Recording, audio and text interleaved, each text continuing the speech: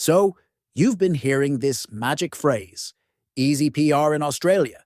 And naturally, you're thinking, where's the secret list? And why does it feel like I'm playing an endless video game? Here's the truth. There's no single easy PR button you can press. But what does exist is the list of state occupations. And if you're clever about it, this list can be your golden ticket. In this video, I'll walk you through how these lists actually work, which jobs are currently hot, and how you can use them to boost your PR chances without losing your sanity. Why states have their own occupation lists. First, let's tackle the why. Australia isn't just one big blob of jobs. Every state and territory has different needs. For example, South Australia might be desperate for nurses, while Western Australia might be begging for engineers. It's like each state has its own shopping list of skills it wants to import. Think of it like cooking. One state is making a curry, another is baking a pie, and another just wants barbecue. The ingredients, or in this case, occupations, are different, so the lists are different too. And here's the big win for you. If your job is on one of these lists, that state can nominate you. And with that nomination, your points skyrocket, and suddenly PR feels a lot less like a lottery and more like a plan. National list versus state lists. Now, there's a little confusion here. People often mix up the national skilled occupation list with the state lists. The national list is like the menu at a big chain restaurant. It's standard, it's everywhere, and it doesn't change much.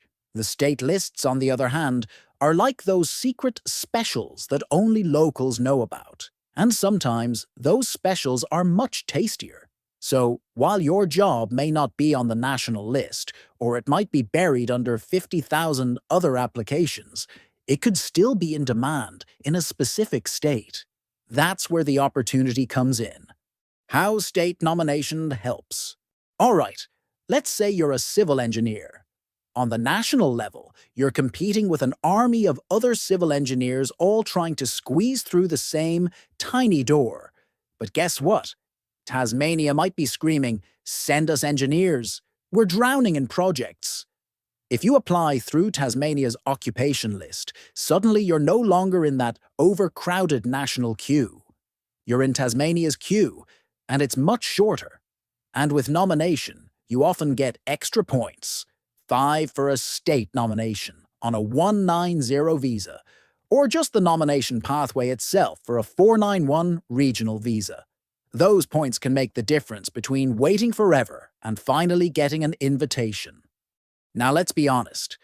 People love the term easy PR, but nothing in immigration is truly easy. If it were, Australia would be overrun with YouTubers and software developers already.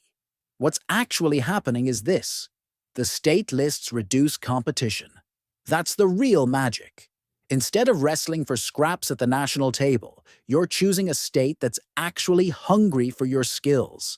That makes your pathway smoother, if not exactly effortless. Examples of state lists and hot occupations.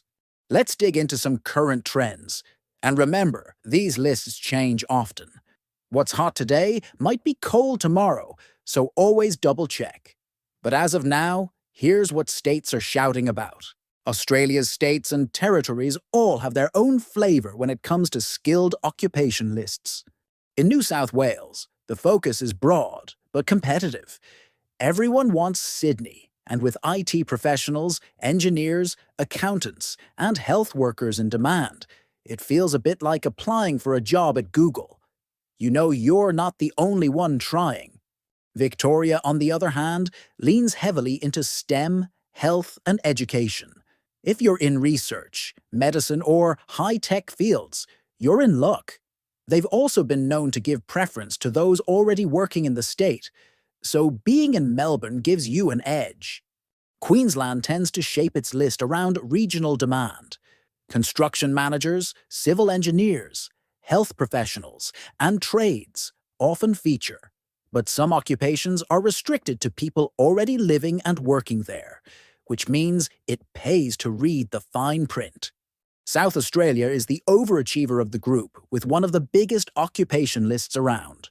Nurses, teachers, social workers, tradespeople, and tech roles all make the cut, and they even split the list into categories for graduates, skilled workers, and offshore applicants.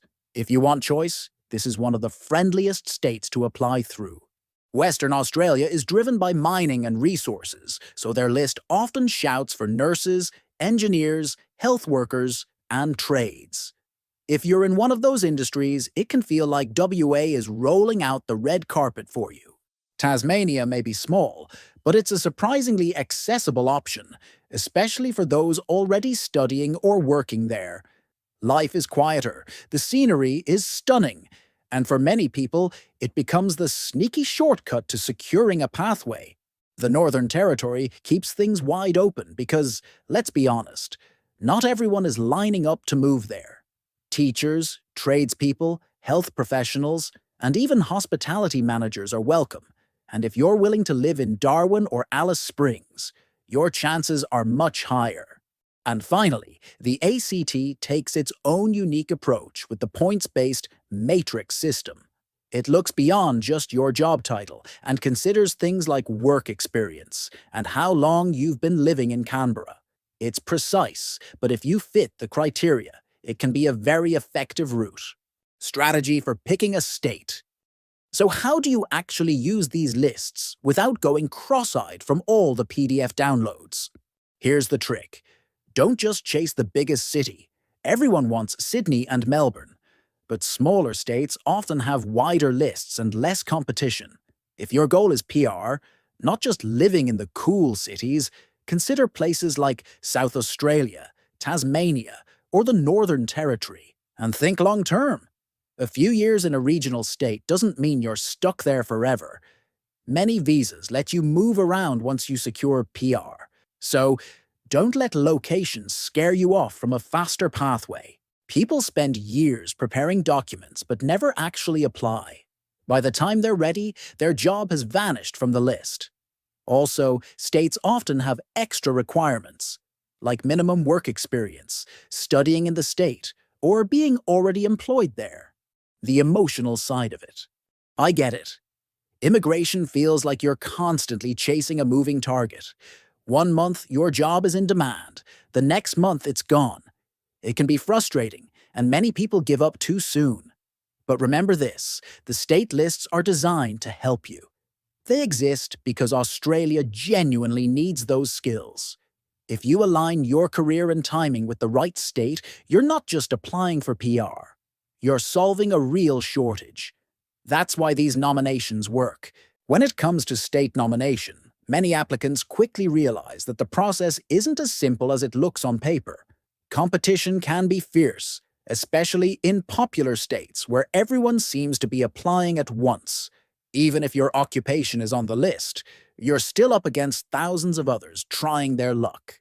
The list of state occupations is one of the smartest ways to turn a difficult PR process into a manageable one.